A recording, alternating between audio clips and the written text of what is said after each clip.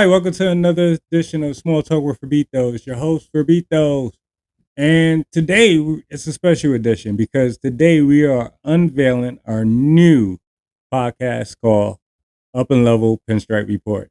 And it's pretty much our baseball report, capturing all news around baseball, and most importantly to me, the New York Yankees.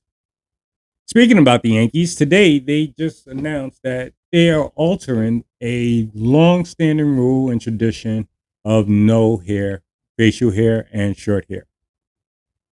Um, Me personally, if you saw a previous episode of Small Talk with Ferbito, you know my opinion about this. Although I have a beard and I enjoy my beard and love my beard, I agree with the Yankees on the policy of no facial hair, and I didn't mind it. However, I understood the other side.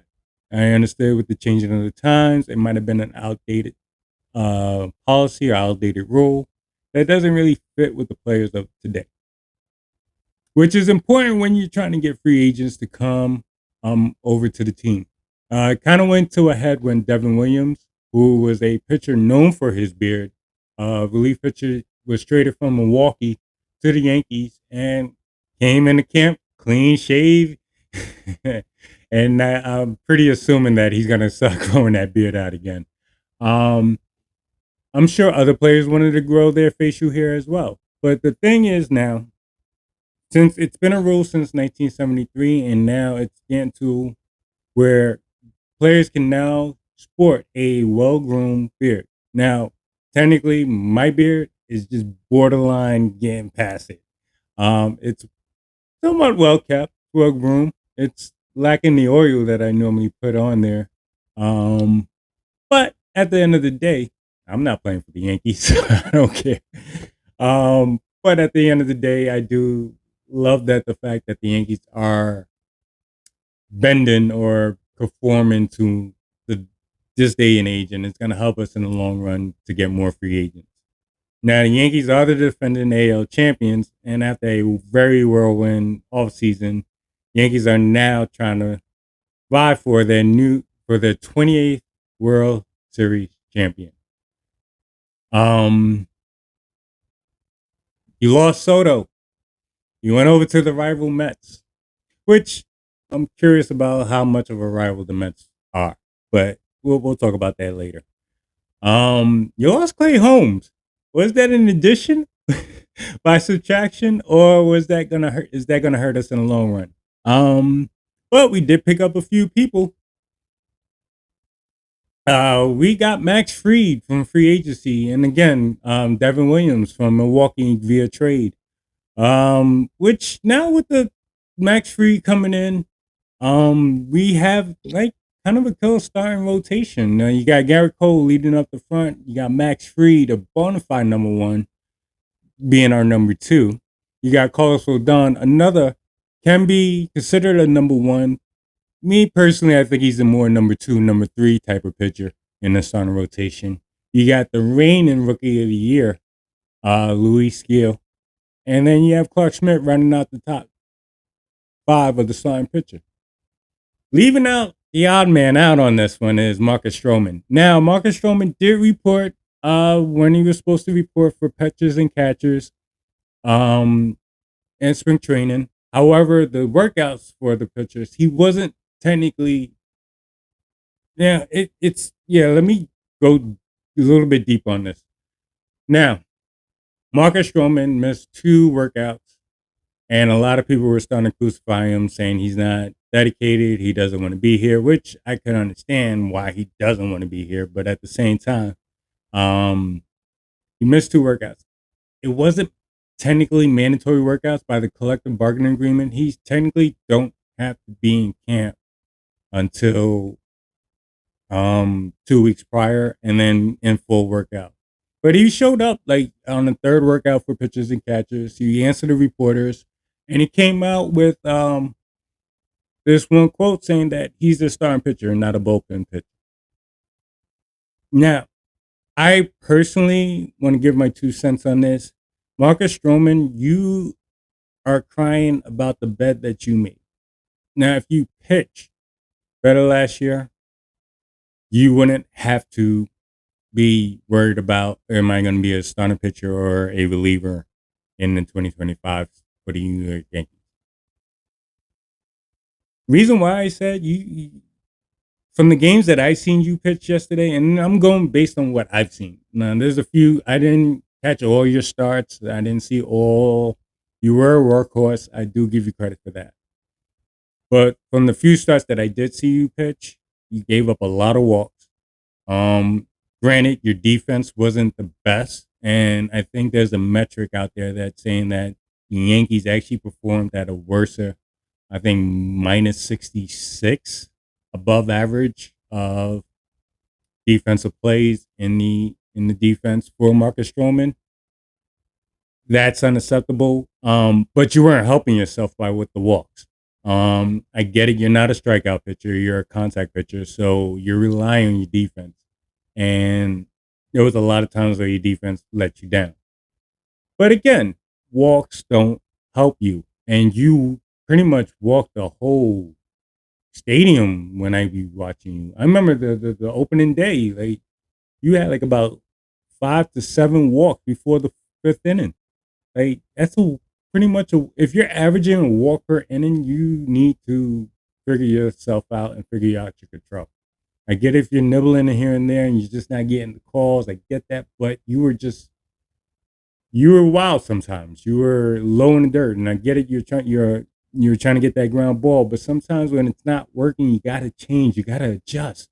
And shame on the catchers, shame on the pitching staff that didn't identify it and try to adjust on the fly. Um, but with that kind of year that you had last year, Yankees don't want. And this is the crazy part. You just proved Brian Cashman was right when he didn't want to trade for you. I think 4 years ago or 3 years ago, when you were available, and Brian Cashman is like, "Yeah, you're not in our rotation. You're not going to be a champion. You're not going to thread the needle to make us a championship team." A lot of people chewed out Brian Cashman, and you as well, Marcus Stroman. You went straight to Twitter and said, "Oh, I'm going to prove you guys wrong," and we're still waiting for you to prove us. At the end of the day, the Yankees signed you for a 2-year deal with a 3rd-year option. Now, I could get it. Right now, he's doing all the politics right now to become a starting pitcher, because I think if he has 150 or maybe it's 250 innings logged in, he automatically kicks in that 3rd-year option, which gets him 18 million that next year. I'm not against any player trying to get that money. So at the end of the day, yeah, you should try to be a starting pitcher, but it ain't going to be in the Yankees. So right now, the Yankees are contemplating on trying to get you moved out of the team and try to bring in some for probably cheaper and lesser. Because the Yankees right now is trying to get underneath that $300 million payroll threshold, which is quote unquote the Cohen tax. Where with the Cohen taxes, once you hit past 300 million threshold, you for every dollar that you spend, your tax is 100%. So if they spend $1 million over that threshold, they're technically spending $2 million on that player. For every dollar that you're over that 300 million. So right now, the Yankees are currently $4 million over that $300 million threshold, and they want to get under it. Now, a lot of people are saying, "Well, you're the mighty Yankees. You guys are always overspending on your budget." Yes, and the Yankees are not crying about the budget on this, but it's about the penalties that come along when you pass the Cohen tax. When you're a repeat offender of passing the Cohen tax, you lose draft picks, you lose international money, where you can't sign those international free agents or international stars that you may covet. You start losing draft order. I said you start losing compensatory draft picks, and it's not something that you want to do when you're trying to build your team and then also build a farm. And Yankees farm system is really top notch, and I think it's one of the top 5 in all of baseball right now. Yankees have some options there. The problem is with Marcus Stroman, he wants to be a starting pitcher. I'm pretty sure there's a bunch of teams that want a starting pitcher. Do they want to take on Marcus Stroman, knowing that he's unhappy in the Yankees, knowing that the Yankees need to unload him to try to get under the Cohen tax? Now the problem is that you can find a team, but the team is going to be like, no, we want you to eat up that salary. I'm pretty sure the Yankees are willing to eat up 9 to 10 million of the salary, but the full 18 million that he's owed this year, it's gonna hurt. It's gonna really hurt. And I think that's what the Yankees and what's holding up any deals right now is that the Yankees only want to pay the most 9, maybe 10 million of that salary so they can get under. If you're paying the full amount of the 18 million, that counts against your cap. So the point of getting offloading Marcus Stroman is one, because you really don't need him, and two, you want to get off that salary and you want to get under that 300 million cap room. Now, another hole that the Yankees are dealing with right now is third base. Who's playing third base?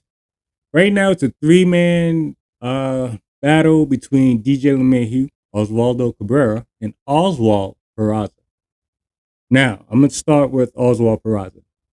He's going to be the long shot out of this whole thing. One, and the Yankees really need at third base is a solid defender that can hit 230 to 260. Put him low in the lineup like 8th or 9th and rounds out your team. The priority on this position is defense. Jazz, Chisholm did a great job and barely played third base in his whole career, but then moved over to third base to help with the Yankees because Gleyber Torres reportedly decided he did not want to leave second base. Jazz's optimal position is second base, shortstop, so moving him back to second shores up our defense on that side. Now the third base is where we are like, oh, what do we do? What do we do? What do we do? Oswald Peraza needs to hit if he wants to be considered for this position. Osvaldo Cabrera, now he's a different story. Now, he's a utility guy, and I guarantee you he's probably going to make the team at the end of spring training. The only issue with Osvaldo Cabrera is he's a streaky hitter where he can go on slumps for a long time where he looks like a lost player. And then there's times where he comes in clutch, hits a home run when we need it, a game time home run or game time double or something that we would need at certain current times of the season. His defense is amazing. He can play multiple positions.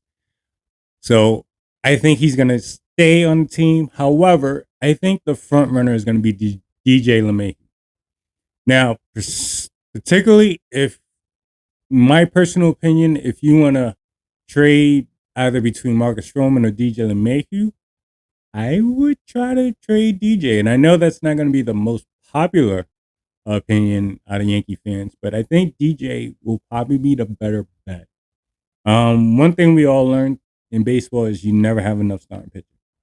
Even if you can have the most pitcher that can't stand to be there anymore, he's still an asset. And an asset's an asset. DJ LeMahieu, since we re-signed him to that 4 or 5 year extension, I think it was a 5-year extension, the former batting champion started going down in injuries. And the injuries, I guess they started mounting because they became something of a psychosomatic where I guess he wasn't getting enough playing time to stay in a flow. When some players will call that consistent flow, the reps. And the more reps you get, the more better you become throughout the season. Now, DJ was just struggling and just never got into it and never got a hold of the bat. And you were not seeing those numbers that he was putting up when he was vying for batting champs all those years. So, me personally, if you can get DJ LeMahieu and his contract off, which will bring us, and then bring in let it be Osvaldo Cabrera at third, and then use Oswald as another bargaining chip, and then try to trade him to get in a utility player. So we're moving out to the outfield. Outfield, we have a new addition to the Yankee family via trade from the Cubs, Cody Bellinger. Cody Bellinger is a great addition. One, he's an all-star bat, perennial all-star. He's a future Hall of Famer, and he gives the lineup depth, the same type of depth that Juan Soto gave. He's not going to give you the same numbers or the same production as Juan Soto in theory, but he's gonna lengthen out the lineup, and he's gonna give it depth, the same type of depth that the Yankees had last year. Aaron Judge gets to move to right field, so it automatically puts the Yankees outfielder in a better position. The only caveat is now Jason Dominguez moves over to left field. Now they tried it last year. He's a normal center fielder, and they tried it last year as when he was called up to play left field. Few scary moments out of left field. The play was I personally am gonna say sub average. Does he get better? I think he can get better. The thing is, and I always grew up with this. Growing up, I was a second baseman / center fielder, and if you can play center field, you can play all the outfield. It's just a matter of learning the angles in a certain position. So if you're in right, you know that the ball slices to the right. If you're in left, the ball can move to the left, it can slice to the right, but sometimes you're more direct, especially if it's a left-handed hitter. It's a more direct line drive towards you. Center fielder, angles are all over the place, so you're used to the different angles. So that's why I say center fielder to left should be an easier transition. It'd have been a little bit different if, Jason Dominguez was a normal left fielder and they asked him to move to center field. That's a lot different. That's what we kind of asked Judge to do last year, who moved from right field to center field. At the end of the day, that turned out it was a move that was necessary, but at the same time, a move that lowered the defense of the Yankees outfield. This kind of heightens up if Jason gets his act together in left, and people are asking, hey, why not move Cody Bellinger to the left because he's more comfortable there and keep Jason at his more comfortable position. I do like the fact that keep him in the left field, make him get comfortable in left field, and then everything will translate into the offense. He'll start hitting bombs because off of this first spring training game, inter-squad game, Dominguez hit a freaking bomb off of Carlos Rodon. And if I can find the highlights, I'll post it on here, but he hit a bomb. He hit a bomb. So Jason Dominguez has the power. He has the power. He has that. And I think he's going to be the next up-and-coming Juan Soto. Mark my words. He's going to be the new Juan Soto. Just give him a little bit of time. And it's not even going to take that much time. Just give him some time. 4, 3, 2, 1.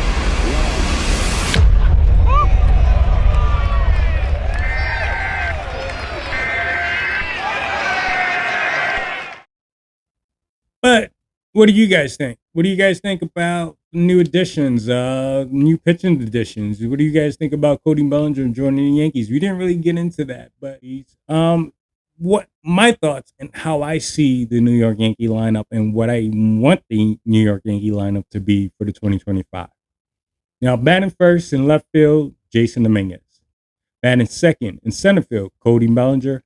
Batting third, our captain, right fielder, Aaron Judge. Batting fourth, Giancarlo Stanton as DH. Batting fifth, Paul Goldschmidt at third base, another new addition. Great trade. Jazz Chisholm Jr. at second base. Austin Wells, catcher. Batting eighth, Playing third, DJ LeMahieu. And rounding out the ninth is Anthony Volpe. Now, a lot of people is like, why are you putting Volpe, who's a rising star, at ninth? Because he kind of fits the mold of my thinking of how a lineup should be. Your first top, your leadoff hitter should be a speedy, provide some pop, but the priority is speed. Get on base, consistently gets on base, steals some bases, cause havoc, distracts the pitcher, and then sets the tone for the lineup. Your ninth hitter should be your mini leadoff hitter, meaning that they should be able to set the tables. Because 9 out of 10 times when you watch a baseball game, the ninth hitter becomes a leadoff hitter when their first time to go up on bat or second time to go through the bat. Sometime through the game, your ninth hitter is going to be a leadoff, and he gets to set off the trend for that inning. Hasn't been consistent enough for me to put him at the number one on the lineup. The fact that you lost that to Gleyber Torres was pretty telling to me, personally. And I know the Yankees was ideally wanted to have you as the number one in the batting lineup, but yeah, the consistency is key.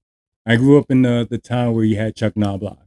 I grew up in a time where Randy Velarde was your leadoff hitters. Like guys like that was your leadoff hitter, and they set it. They set the table. They set how the tone was supposed to be for that inning. Like you're gonna deal with a havoc on the base, and then try to navigate through that tough lineup. But you got to keep in mind you got to run on base. But what do you guys think about that lineup? 1 through 9. Like, comment, subscribe. Don't forget to hit that notification bell and engage with us. Engage with me. Be my co-host. Now let's go through around the horn to the other leagues, and let me address the elephant in the room right now. The LA Dodgers and their spending. Now, Hal Steinbrenner was notably had a press conference during the offseason where he made a comment towards the LA Dodgers and their spending and how at the end of the day it is bad for baseball. Now, a lot of people hammered Hal Steinbrenner for being the messenger. They're not hammering him for the message, but just being the messenger of how dare you can say that when you have been notoriously the highest payroll in baseball for decades, and you just don't like it that another team is doing it. I don't think that was the main point that Hal Steinbrenner was trying to make. Hal is never cheap. He will spend where wisely. However, the Dodgers are kind of making a mockery of this. I feel that the Dodgers are just taking the deferrals and running with that. Like the Ohtani contract. Like most of that contract was deferred, and they would be paying that contract for 20 years, not the 10 years that they have him signed for, which is ludicrous to me. It's a way to circumvent the salary cap. It's a way to keep your budget down. But at the end of the day, you're just paying you're robbing Peter to pay Paul, and you're kicking the bucket down the line. Ask the Mets how that feels. I know Cohen can deal with it, but when Wilpons were owning the Mets, that was the number one stinger in them every year, the Bobby Bonilla day, which other teams were doing it. Other teams were doing deferrals, but they were never doing it to the extent that the Dodgers are doing it now. Now, I say that with that being said, I say that because it's going to hurt us in the long run. It's going to hurt us because if those who are old enough to remember the major strike that happened in the 94, 95, that shut down the 94 series. Most Yankee fans that are around my age will know or will remember the 94 series where Yankees were really top and they should have been the World Series and champions that year. But they had to go. Season got canceled because there was a strike. Next year, lost in the first ever wild card game in 95 to the Seattle Mariners. Here's my issue with that. Did you guys know that during that labor union, it could have been settled a lot quicker, but however, it was owners versus players. It was the big market owners versus the small market owners that couldn't agree on the salary cap. The small market owners wanted a salary cap ceiling that big market is like, wait a minute. And I agree with most big market owners because like there's the revenue sharing. You're getting all this money from the whole totality of Major League Baseball and its earnings. Why can't you spend a percentage of that towards your team and bring in more quality or keep your players that you brought up through your system? Hence, Pittsburgh Pirates, Cincinnati Reds, Tampa Bay.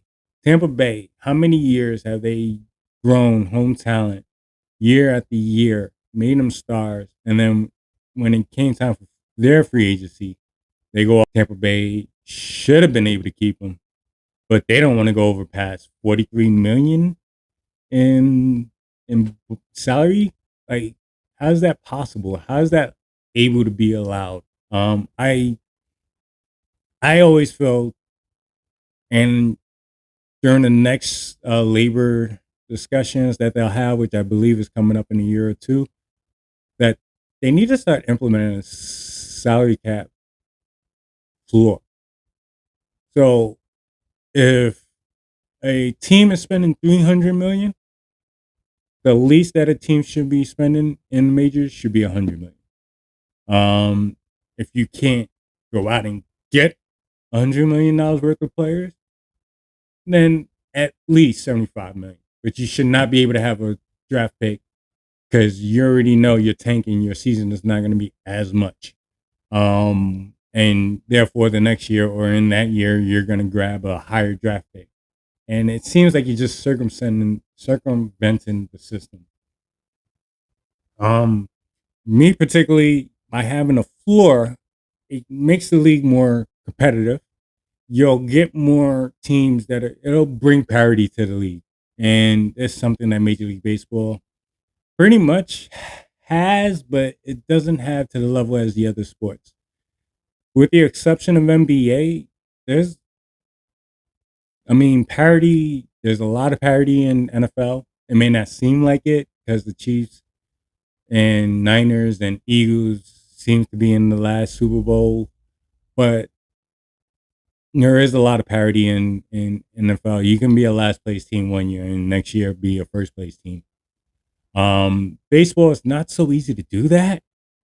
Um, it can be done. There is some parity in there. It's not the easiest, but it doesn't help when you're spending a payroll of less than 40 million when other teams are spending at least 100, 200, 300. And most of those teams are doing it just to keep their homegrown talent. So, like, I don't understand. You're getting revenue sharing. You're just pocketing the money. And I get it. That's the greed in owners. You tell me an owner that doesn't want to keep most of that money, I'll tell you an ant that doesn't want to eat sugar. So I get it, but at the same time, this is what's going to hurt the game. Baseball is rising. In the regional markets, baseball is rising. Their numbers are going up, which makes this next news a little bit more baffling. I woke up this morning to find out that ESPN and Major League Baseball is mutually departing. And I I'm gonna tell you this. I was born in the early 80s, and I grew up watching baseball. I think the earliest memory I have is like 85, 86. And I grew up a Yankee fan since then. And I just, I grew up when baseball was on NBC. A lot of people don't remember that. But NBC had baseball, and NBC was the sports channel, and cable wasn't readily accessible to us at that time. And you had NBC, had baseball, had basketball, had a couple other things. They had the golf, which I wasn't really into it, but they were their sports. Notre Dame football, which made me a Notre Dame fan because it was readily accessible to me when I was growing up. Um, and then ESPN came around 1990. They had the rights, and they had the rights till the end of this season, which is crazy. Major League Baseball is citing that the coverage that ESPN has been dwindling year by year by year, which I do agree. I mean, I get it. Baseball is not the most popular sport anymore. I get it. Baseball used to be on talked about, but if you really think about it, nationwide, I think baseball is still the most popular sport in the world. I mean, in the country, not the world, because it's a national sport. Um, Reason why I say that is if you look at the regional numbers and you combine all regional numbers, baseball numbers are passing most other sports with the exception of football. Now, football is a juggernaut, and the reason why it's a juggernaut because it's played. You have games 3 days a week. You have games on Thursdays, Sundays, and Mondays, and every once in a while you have a game on Saturday. So it's in a weekly event. So you're gonna get ratings, and it's the product is good. So yeah, you're gonna get good ratings. With Major League Baseball, you're playing 162 games within a 4 or 5 month span. So games are played almost every day. Every day there's gonna be a Major League Baseball game. Um, Now, team fans of these teams are gonna flock to like if you're a Yankee fan, you're watching Yes, you're watching Pix 11. Um, if they well they stopped being on Pix 11, sorry, but you watched it on Pix 11 back in the day. You watched it on Yes. You used to watch it on MSG. But you have access to the Yankees and you can watch them daily and whatnot. And it's saturated. For ESPN not to talk daily, even during baseball season, about baseball, I did find that troubling. Baseball Tonight was one of their premier shows. Yeah, they losing ratings because regional cable networks caught up. They came up with their own baseball shows, considering the fact that they are hosting their own sports teams. Like yes, host the Yankees, SNY host the Mets. Um, they have their own pregame show. So at the end of the day, if you wanted to watch something specifically tailored for your Yankees, you're watching Yes. Now, if you're a fan of baseball, you're watching Baseball Tonight, and you want to get the whole gist of New York. Most baseball fans are baseball fans, but I don't want to shit on them too much. But at the same time, they only focus on their team and what their team is doing, and with an eye or ear on their rivals. They don't really care about the national landscape as much as like you would with the NFL team or you would with NBA. Um, and I blame this on media, and ESPN is part of this because their narratives are we talk football during football season, we talk football during basketball season, we talk football during baseball season, we talk basketball during basketball season, we talk basketball during baseball season, and a little bit of basketball during football season because you know what? We got to talk about football. Baseball has more storylines, has more suspense in their games, I feel, than any other sport. And yet they don't get talked about as much. Um, this whole World Series, you had. I'll give you an example. First take during the World Series of 2024. They probably talked about it through two segments, but the majority of it was football. Now I get it, we're in the middle of football season, but at the same time, you're at a postseason of a sport. Why they're not getting enough coverage? Like two topics is not covering the sport, where you give five topics on one player in basketball. Um, so like there was a big discrepancy within that, and I totally understood Major League Baseball wanted to leave out of that because if you're not promoting the game, what's the point of us being on your network? ESPN just was like, yeah, we don't talk about you guys, and I think that was more of an arrogance for them. In the disguise of, well, nobody talks about baseball. No, you guys don't talk about baseball. That's the problem. You guys don't talk about it. And you made that choice.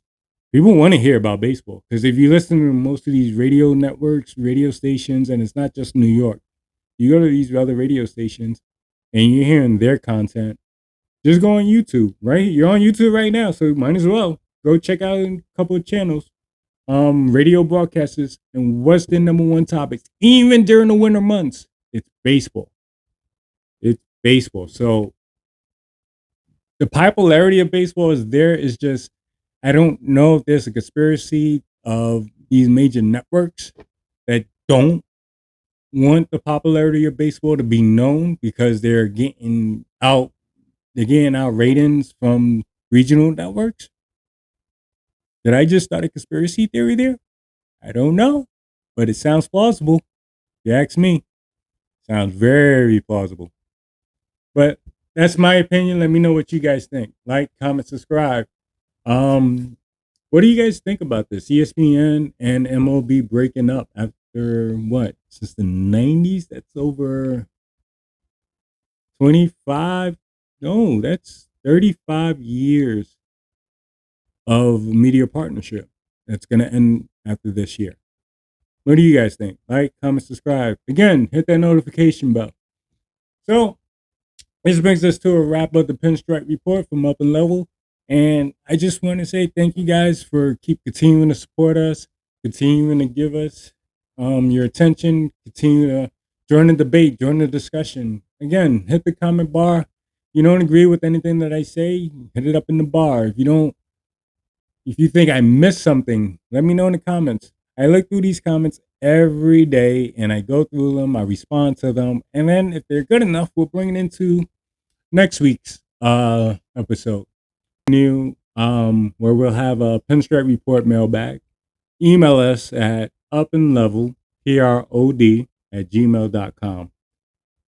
Hit your questions. If we like it, we'll put it on here. If it's something that debates a subject, we'll get it on here and we'll make sure you get the credit for it. So again, you guys are my co-hosts.